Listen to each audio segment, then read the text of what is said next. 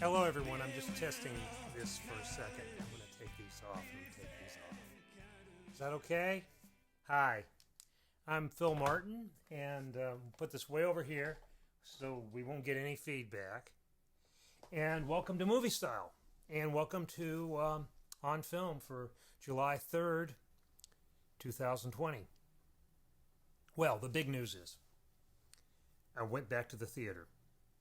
We went back on Sunday afternoon and caught the 410 showing of Irresistible at Riverdale 10 in Little Rock.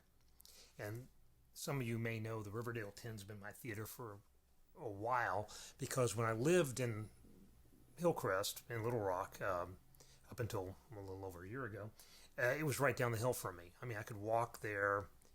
It took 3 minutes to get there by the car.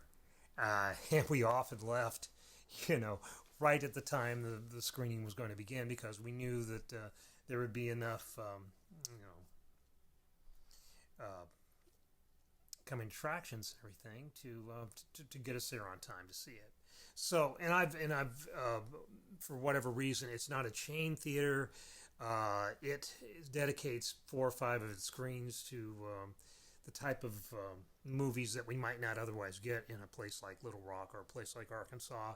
And I support the independent theater, and I try to, do my best to see the movies I do see, there. That doesn't mean I don't go to the other theaters. I do, but the bulk of the recreational movie going I do always went to the closest theater, and that was the closest theater.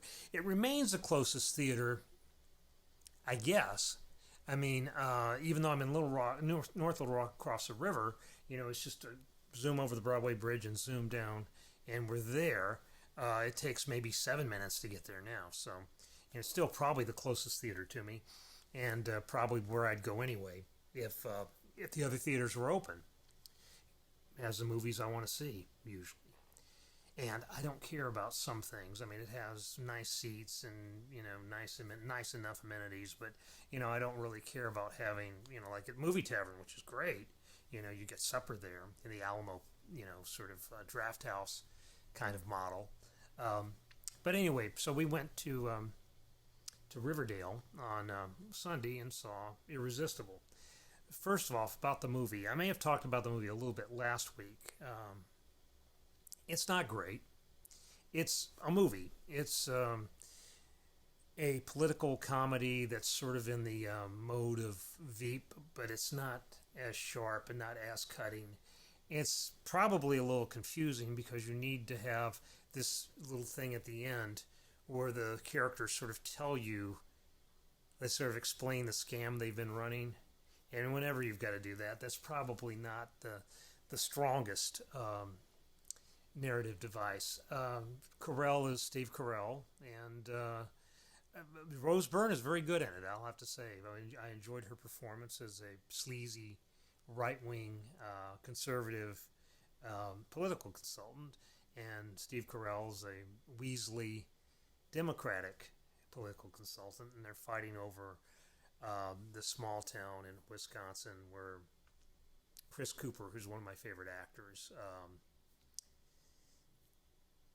reveals himself as a progressive in conservative clothes, and it looks like the Democrats may be able to exploit him on a national scale. So anyway, it tries real hard. It's written and directed by Jon Stewart, who used to do The Daily Show, and I feel a little bad for Jon Stewart because he went off and made this movie Rosewater that nobody saw. Sorry, I saw it. It's okay. Um, and he took off, several months from his job at The Daily Show, and that's when John Oliver filled in for him. And John Oliver, kind of took it and ran. Now he has his own show on HBO, which is very smart and is unmissable in my opinion. And so I I don't really. Yeah, I wish John Oliver had done a smarter movie. I mean, there's some parts of this are very good, but there's also some parts of it that are very conventional and care for. I mean, just uh, I'm debating right now and if there's a review of it in this Friday's newspaper, well, I did it, but I'm debating whether to review or not because it's not a major picture.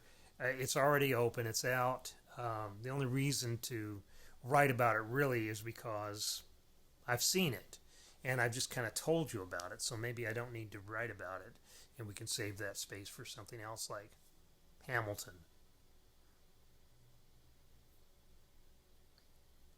Okay, I'll get to Hamilton in a minute. Um, but I want to talk about the experience. Well, we went to Riverdale. It was pretty empty. It wasn't completely empty. There was one other person in our screening, and we saw a few people in the halls, but there was no line at the concession stand, no line to get tickets. We greeted the people behind the counter, and we asked them about how things were going, and it was come see, come saw. It was better on Father's Day than it was last weekend. It They're starting to get some regulars to come back. People like me who used to go to the theater quite frequently just to, because it was their neighborhood theater. They're starting to come back a little bit. They're observing the social distancing thing. Once you buy a ticket, the seats on either side of you are blocked off. If you buy two tickets together, seats on either side of those two seats are blocked off. They're wiping things down. Everybody that I saw in the theater was wearing a face mask. I can't say that everybody was wearing a face mask, but everybody I noticed was wearing a face mask. And it was neat to go see a movie in a theater. I mean, Irresistible is a film that I wouldn't have watched all the way through on my own dime if I'd have caught it on cable or on Netflix or something like that. But in the theater, it's actually a nice experience. It's just nice to sit there. It's nice to sit there and have actual coming attractions. We saw the trailer for Tenet, which I haven't seen before. And of course, Tenet's been pushed back now another month to the middle of August. But even so, it's nice to think that people are optimistic enough to think that someday we will be going back to the movies. I hope. But it makes me think, it's sort of like, what if we don't? What if we don't go back to the movies? I mean, we're missing this. I wrote a piece for the Sunday Style section, not for my section because I'm a team player, but for the Sunday Style section about going back to the theaters and theaters that my life in theaters basically, because they start out, and I'm old enough to remember, just barely, when just about every little town had this, kind of movie palace, had this, downtown movie theater that was kind of Baroque. They had the painted ceilings and they had the guild and the prosceniums and all this stuff. And I remember those kind of things. And I went to, and I had the good fortune, I guess, to grow up in Southern California where I got to see a lot of really nice theaters when I was a kid. My dad would take me to see cowboy movies, and he would take me to see, war movies. The Dirty Dozen's one I remember. The Matt Helm movies, which I've talked about before. Any Dean Martin movie, Western, John Wayne, those sorts of things. We saw them all, and I saw Rosemary's Baby at a drive-in. I saw a few movies at a drive-in. Rosemary's Baby was a drive-in when I was 10 years old. Not a good idea, but, we did it. I saw The Green Slime in a theater in Georgia. House of Wax. I saw it in a little town called Pembroke, Georgia, would have one of these really nice theaters. And by the time I got into high school, sort of those theaters were going away. There were a few still downtown.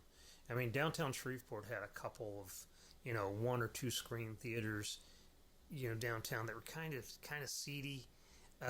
They hadn't gone over to being porn theaters like a lot of them did, but they were still around. And I remember seeing films there.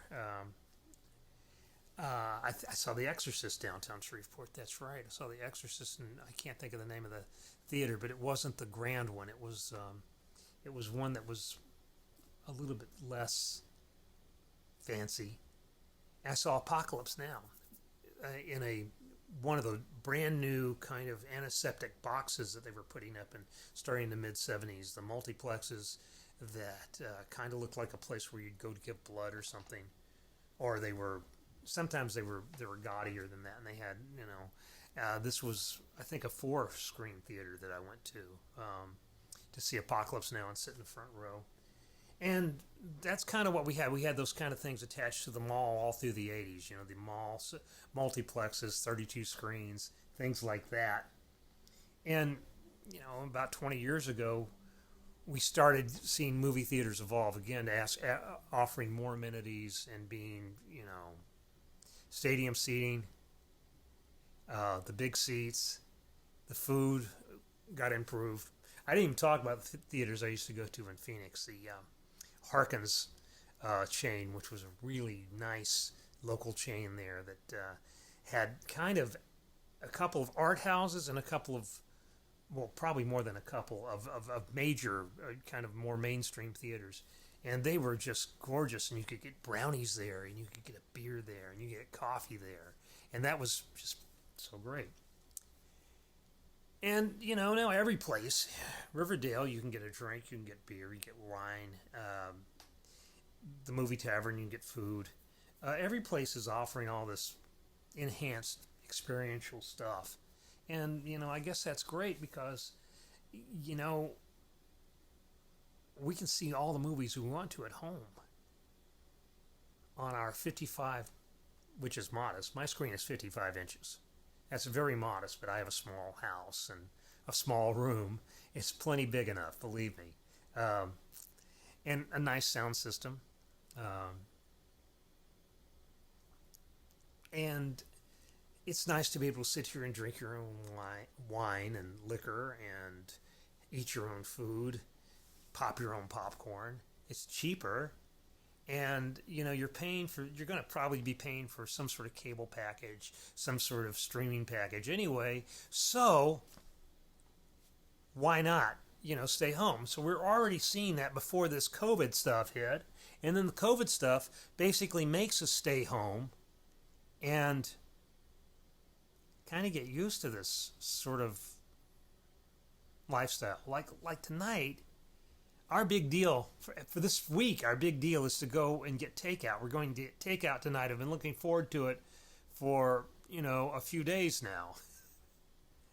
Not because the takeout's any better than what I would eat normally, but just because it's an adventure to get in the car, and we'll put the girls in the car. And see, nobody came up here with me today. This is getting old to them. We'll put them in the car. We'll go get takeout. And we'll come home. We'll pour glasses of wine. We'll sit and we'll watch something on, I don't know, Amazon Prime or Netflix or HBO. Perry Mason. That's a good one. If you're not watching it, that's the tip of the week, Perry Mason. And then we'll just, veg out here. We enjoy each other's company. We enjoy our house, our sound system, and it's very easy to get comfortable. And I think that that's going to play into the dynamic because theaters are going to come back at some point, but we don't know when, and we don't know how safe it's going to be. We don't have, and I don't have any real clear clue how many people are going to want to go back to the theater right away. Maybe you want to wait till there's a vaccine. Maybe you want to wait until the theater's not practicing this social distancing. You don't have to wear a mask. I don't know when that's going to be. And I'm sad because I think that we're going to be in an altered world when we come out of this. I mean, a lot of things are going to close. I mean, just the economics of it is such that you're not going to have everybody stay open and everybody come roaring back. A lot of restaurants are gone. A lot of bars are gone. A lot of clubs are gone. Some theaters are going to be gone. And I hate to see that experience disappear. In the 30s, everybody went to the movies. Everybody went to the movies every week. That's why you have these outrageous, when you adjust them for inflation, box office totals and numbers of people who saw Gone with the Wind. Of course, Gone with the Wind didn't open on a weekend. It rolled out slowly, and it took 6 months to get to your town. Maybe it took a year to get to your town. You knew it was coming eventually, but it didn't open on all these 5,000 screens, right away. It opened here, and then moved slowly across the country. And movies were the lingua franca of our culture. I mean, that was the stuff that everybody could talk about. That was what everybody knew. It wasn't pop music then. It wasn't what was on the nightly news then.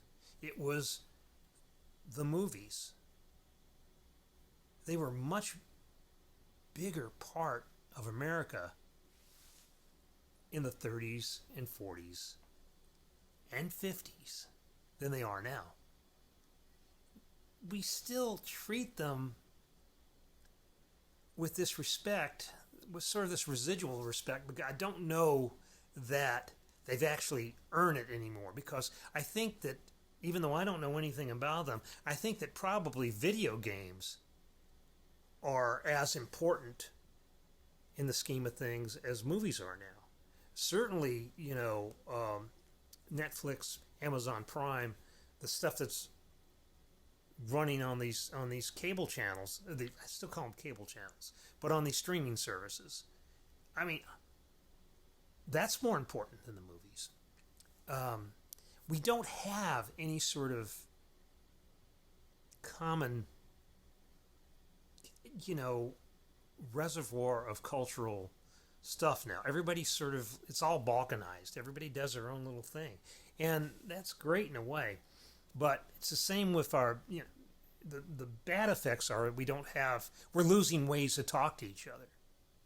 That's the trouble with our politics now. Our politics is so balkanized, you can go find your flavor, your channel, and you can attend to it, and you never have to pay attention to anything that upsets you. So, you don't. And, it's just understandable. You seek out the lever that gives you the pill that you like, the flavor you like. You just keep pressing the lever. And you're not going to press the lever for the stuff that's supposed to be good to you, the broccoli, the lettuce, the spinach. You're not going to press that lever. You're going to keep hitting the red meat. Me too.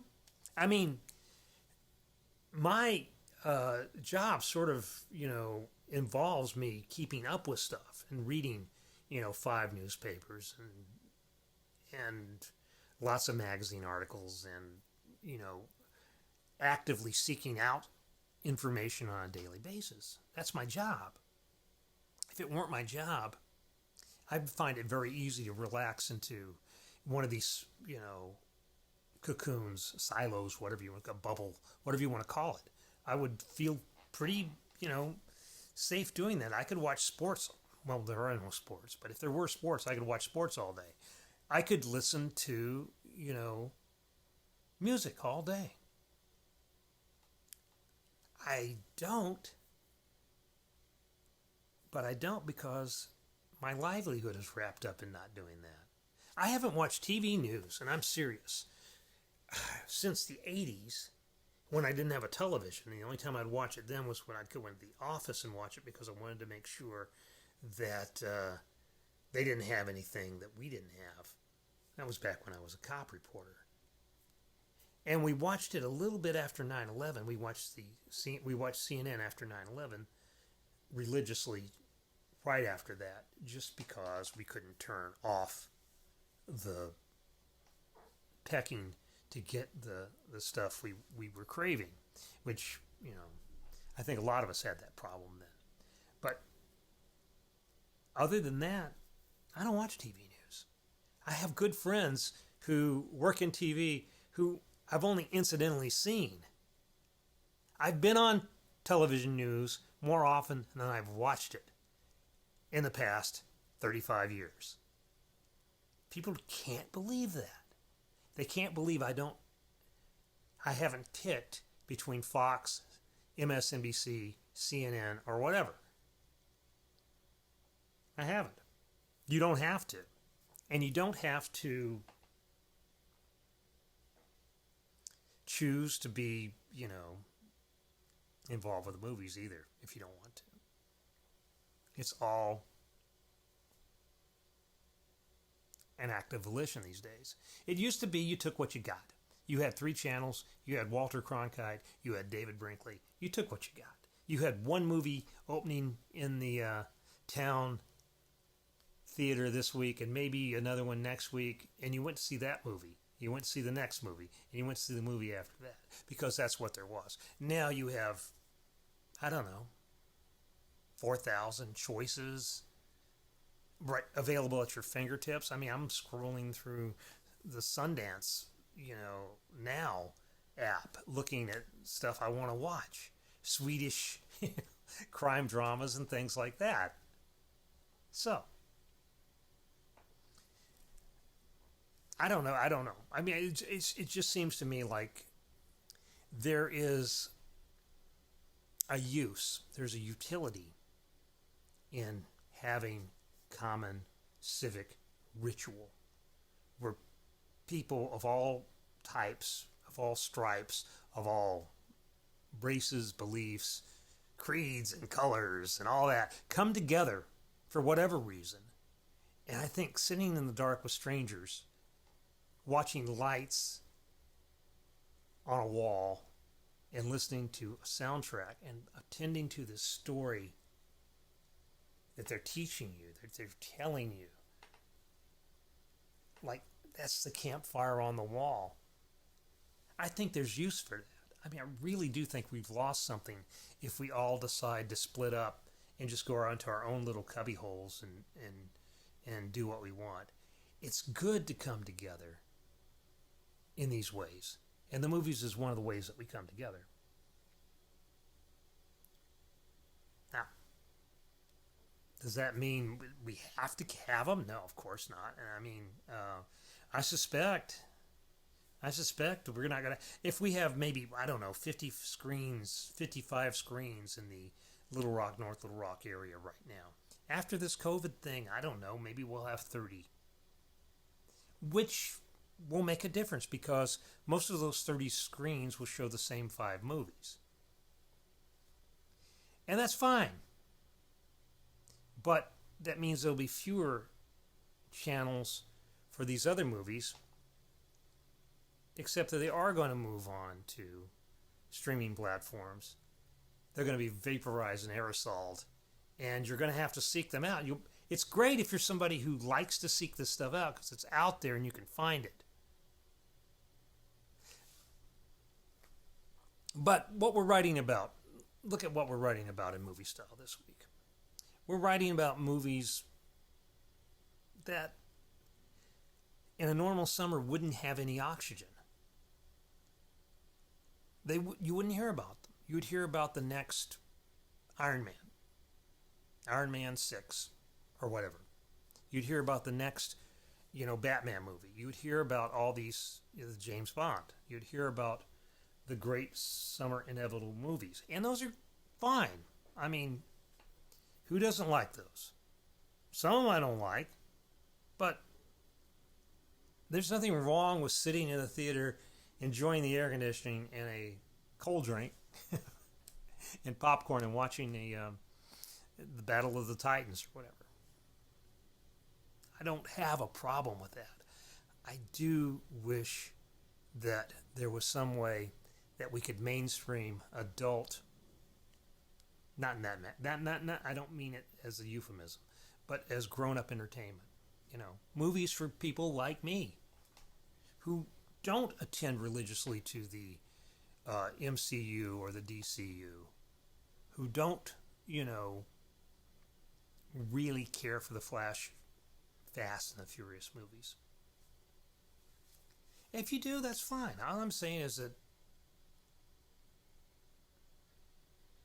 we're losing stuff, and if the movies just become a place where you go and see the bang, bang, roar, roar, shoot 'em up, bang stuff, well, that's what they'll become.